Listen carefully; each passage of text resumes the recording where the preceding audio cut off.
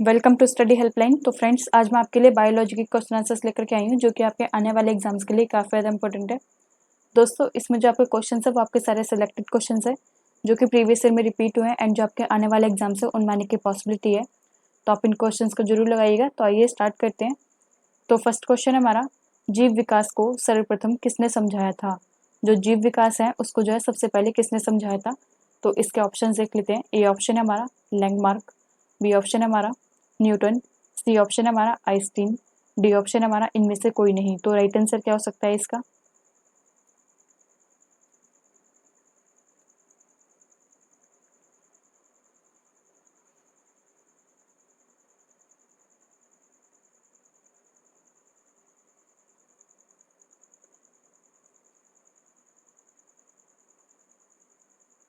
इसका right answer है option number A, landmark इसका राइट आंसर है। जीव विकास को जो है सर्वप्रथम लैंडमार्क ने समझाया था। तो आइए और जान लेते हैं। जीन बैप्टिस्ट डी लैंडमार्क ने सन 1809 में जैव विकास के संबंध में उपार्जित लक्षणों की वंशागति का सिद्धांत प्रस्तुत किया।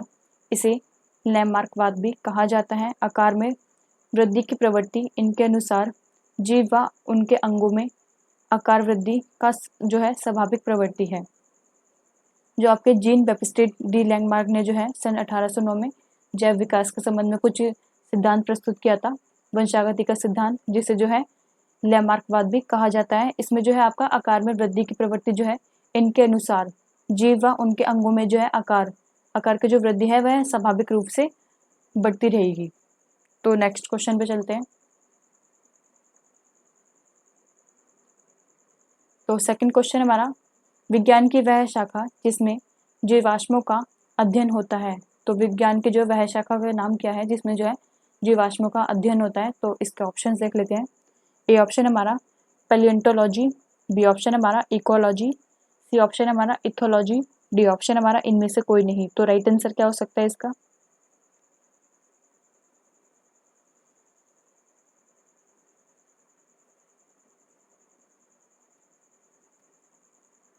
इसका राइट आंसर है ऑप्शन नंबर ए, पैलियोंटोलॉजी जो है इसका राइट आंसर है। जीवाश्मों का जो अध्ययन है वह आपका पैलियोंटोलॉजी में किया जाता है। तो आइए और जान लेते हैं। विज्ञान की वह शाखा जिसके अंतर्गत डायनासोरों का अध्ययन किया जाता है उसे पैलियोंटोलॉजी कहते हैं। इसमें जो है पैलियोंटोलॉजी में जो है डायनासोर का अध्ययन किया जाता है, तो इसीलिए इसे पैलियोंटोलॉजी कहते हैं। तो नेक्स्ट क्वेश्चन पे चलते हैं। तो थर्ड क्वेश्चन हमारा, विज्ञान की किस शाखा में भूगर्भ विज्ञान और जंतु विज्ञान की समागम है? ऐसी कौन सी विज्ञान की शाखा है जिसमें भूगर्भ विज्ञान और जंतु विज्ञान जो है दोनों जो है इसमें हम उसका अध्ययन करते हैं? तो इसके ऑप्शन देख लेते हैं। ए ऑप्शन हमारा आर्कियोलॉजी, बी ऑप्शन हमारा प्राणी भूगोल, सी ऑप्शन हमारा जीवाश्म विज्ञान, डी ऑप्शन हमारा समाजशास्त्र। तो राइट आंसर क्या हो सकता है इसका?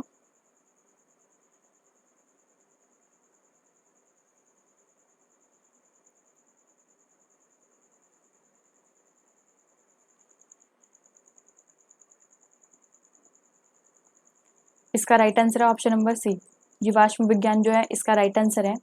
भूगर्भ विज्ञान और जंतु विज्ञान जो है जीवाश्म विज्ञान में इन दोनों का जो है अध्ययन किया जाता है। तो आइए और जान लेते हैं। जीवाश्मिक या जीवाश्म विज्ञान या पैलियोंटोलॉजी भूमिकी की वह शाखा है जिसका संबंध भूमिकीय युगों के उन प्राणियों और पादपों के अवशेषों से है जो अब भूपटल के शैलों में ही पाए जाते हैं। जो आपकी भूमि होती है उनके जो है शैलों में ही पाए जाते हैं।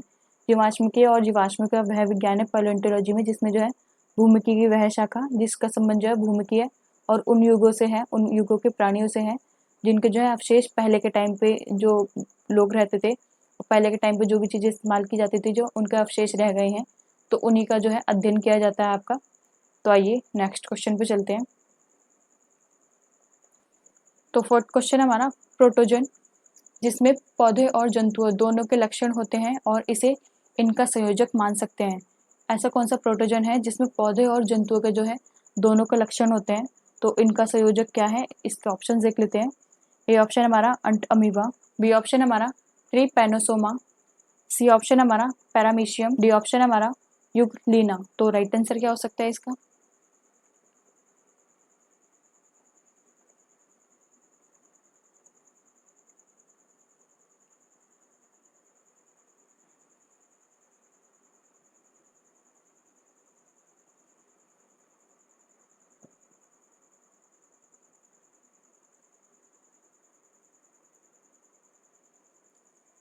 इसका राइट आंसर है ऑप्शन नंबर डी, यूग्लिना इसका राइट आंसर है। यूग्लिना में जो है पौधे और जंतुओं के दोनों के लक्षण होते हैं। तो आइए और जान लेते हैं इनके बारे में। यूग्लिना क्लोरोफिल युक्त हरा प्रोटोजोआ है जिसे जंतुओं और पादपों के मध्य की संयोजक कड़ी कहते हैं। यूग्लिना जो है क्लोरोफिल युक्त जो है आपका एक हरा प्रोटोजोआ है जिसे जंतुओं और पादपों को जो है इसके बीच की जो है एक मध्य कड़ी है। यह स्वच्छ जल के ऐसे तालाबों या फिर तालों, खाइयों और मंद प्रवाहित धाराओं में पाया जाता है जिसमें वनस्पति और नाइट्रोजन की मात्रा अधिक होती है। ये ऐसी जगह पे पाया जाता है जहाँ पे साफ जल होता है, जैसे कि तालाब, खाई जो है इसमें ऐसे पाया जाता है जहाँ पर वनस्पति होती है और सबसे ज़्यादा जो है नाइट्रोजन की मात्रा अधिक होती है। ये ऐसी जगहों पर पाया जाता है। तो आइए नेक्स्ट क्वेश्चन पे चलते हैं। तो फिफ्थ क्वेश्चन हमारा, जीवों में आनुवंशिक विभिन्नताओं का मूल स्रोत होता है। तो जीवों में जो है आनुवंशिक के जो अलग अलग मूल स्रोत होते हैं, तो इसके ऑप्शन देख लेते हैं। ए ऑप्शन हमारा हार्मोन्स का प्रभाव, बी ऑप्शन हमारा प्रकृति चयन, सी ऑप्शन हमारा उत्परिवर्तन, डी ऑप्शन हमारा लैंगिक जनन। तो राइट आंसर क्या हो सकता है इसका?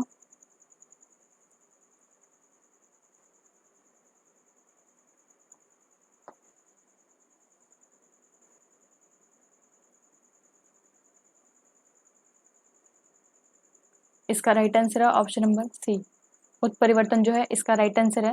जीवों में आनुवंशिक विभिन्नताओं का जो मूल स्रोत होता है वह आपका उत्परिवर्तन होता है। तो आइए और जान लेते हैं।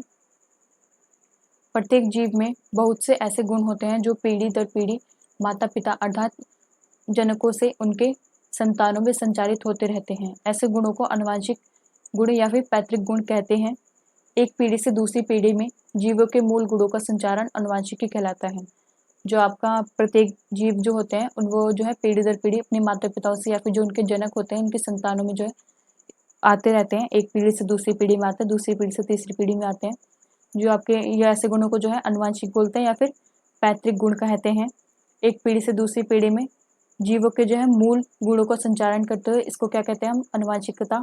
ये आपकी कहलाती है। जो एक पीढ़ी से दूसरी पीढ़ी में आते हैं वह आपकी क्या कहलाती है? आनुवंशिकता कहलाती है आपकी। तो आइए नेक्स्ट क्वेश्चन पे चलते हैं। सिक्स क्वेश्चन हमारा, ल्यूकेमिया एक प्रकार का कैंसर है जिसमें असाधारण बढ़ोतरी होती है। ल्यूकेमिया जो है एक प्रकार का कैंसर है, उसमें जो है किस चीज़ की बढ़ोतरी होती है? तो इसके ऑप्शन देख लेते हैं। ए ऑप्शन हमारा अस्थि कोशिकाओं की संख्या में, बी ऑप्शन हमारा प्लेटलेट की संख्याओं में, सी ऑप्शन हमारा लाल रक्त कोशिकाओं में, डी ऑप्शन हमारा श्वेत रक्त कोशिकाओं में। तो राइट आंसर क्या हो सकती है इसकी?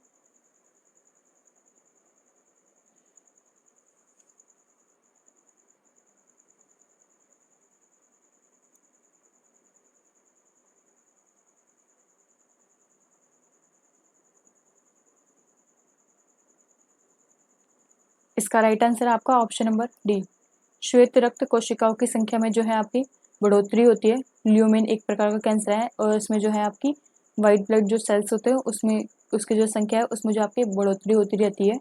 तो आइए और जान लेते हैं। ल्यूकेमिया ब्लड कैंसर का एक प्रकार होता है। ल्यूकेमिया को क्रोनिक लिम्फोसाइटिक ल्यूकेमिया या CLL भी कहा जाता है। ल्यूकेमिया होने पर शरीर में खून के अंदर सफेद रक्त कोशिकाओं की संख्या असामान्य रूप से बढ़ने लगती है। अगर आपको ल्यूकेमिया ब्लड कैंसर है तो उस प्रकार उसमें जो है आपकी जो वाइट ब्लड सेल्स है उसमें जो आपके बढ़ते रहते हैं, इसको जो है ल्यूकेमिया को जो है क्रोनिक लिम्फोसाइटिक ल्यूकेमिया या फिर CLL भी जो है इसे कहा जाता है। तो आइए नेक्स्ट क्वेश्चन पे चलते हैं। तो सेवंथ क्वेश्चन हमारा, मानव रक्तदान के लिए कौन सा रक्त समूह सर्वाधिक दाता होता है? तो कौन सा ब्लड ग्रुप है जो सबको दे सकता है ब्लड, मतलब कि जो है सबको दान कर सकता है? तो इसके ऑप्शन देख लेते हैं। ए ऑप्शन हमारा बी पॉजिटिव समूह, बी ऑप्शन हमारा ओ समूह, सी ऑप्शन हमारा AB समूह, डी ऑप्शन हमारा A+ समूह। तो राइट आंसर क्या हो सकता है इसका?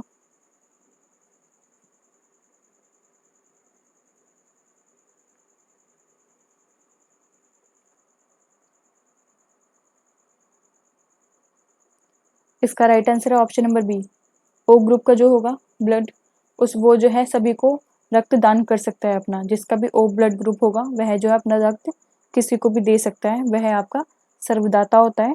तो आइए और जान लेते हैं।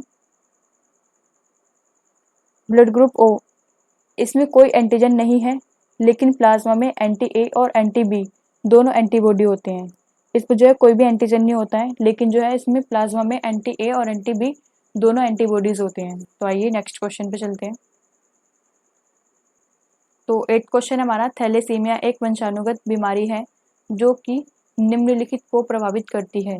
तो थैलेसीमिया जो है एक वंशानुगत बीमारी है, वह किस चीज़ को प्रभावित करता है? तो इसके ऑप्शन देख लेते हैं। ए ऑप्शन हमारा खून, बी ऑप्शन हमारा फेफड़े, सी ऑप्शन हमारा दिल, डी ऑप्शन हमारा इनमें से कोई नहीं। तो राइट आंसर क्या हो सकता है इसका?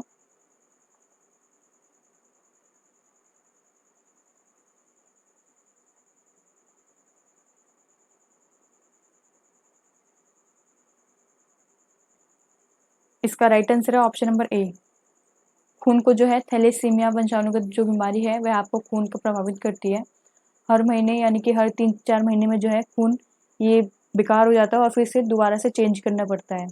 तो आइए और जान लेते हैं। थैलेसीमिया एक आनुवांशिक रोग है। माता पिता दोनों में से किसी एक के जीन में गड़बड़ी होने के कारण जो है यह रोग हो सकता है।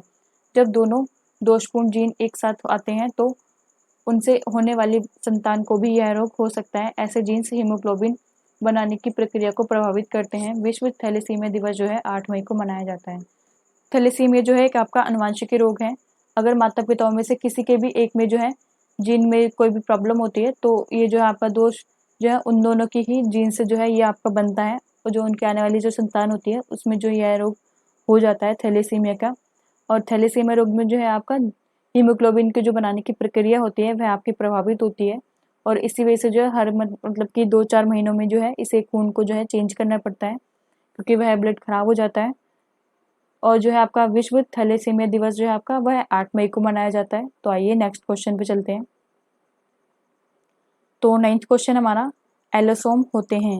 एलोसोम क्या होते हैं इसके ऑप्शन देख लेते हैं। ए ऑप्शन हमारा कोशिकांग, बी ऑप्शन हमारा पादप हार्मोन्स, सी ऑप्शन हमारा एलिल, डी ऑप्शन हमारा लिंग गुणसूत्र। तो राइट आंसर क्या हो सकता है इसका?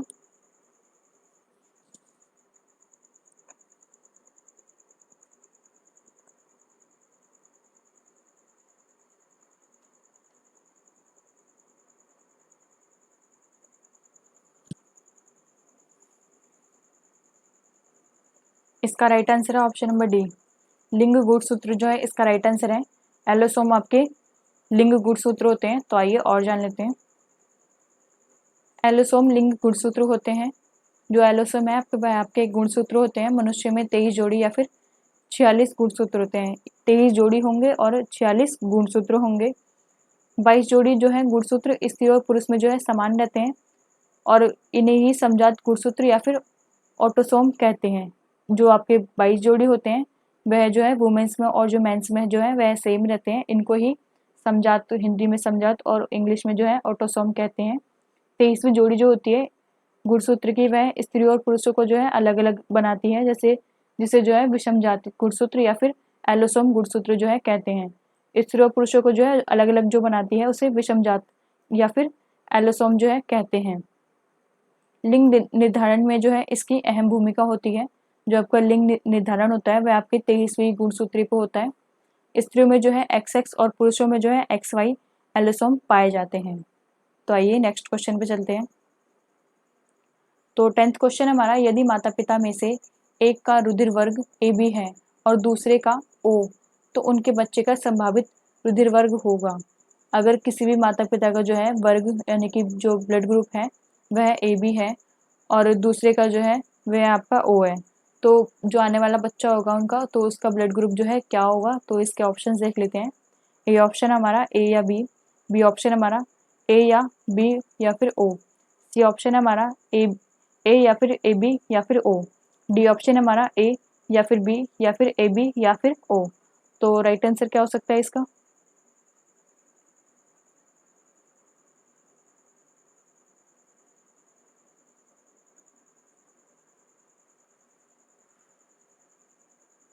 इसका राइट आंसर है ऑप्शन नंबर ए या फिर बी इसका राइट आंसर है। अगर जो आपके माता पिता में से एक का भी जो है ब्लड ग्रुप AB है और दूसरे का जो है O है, तो जो उनका आने वाले बच्चा होगा उसमें जो है उनका उसका जो ब्लड ग्रुप होगा वो आपका A या फिर B होगा। तो आइए और जान लेते हैं। ब्लड ग्रुप O इसमें कोई एंटीजन नहीं होता है, लेकिन प्लाज्मा में एंटी ए और एंटी बी दोनों एंटीबॉडीज होते हैं। ब्लड ग्रुप ए बी, इसमें ए और बी दोनों एंटीजन होता है और कोई भी एंटीबॉडी नहीं होता है।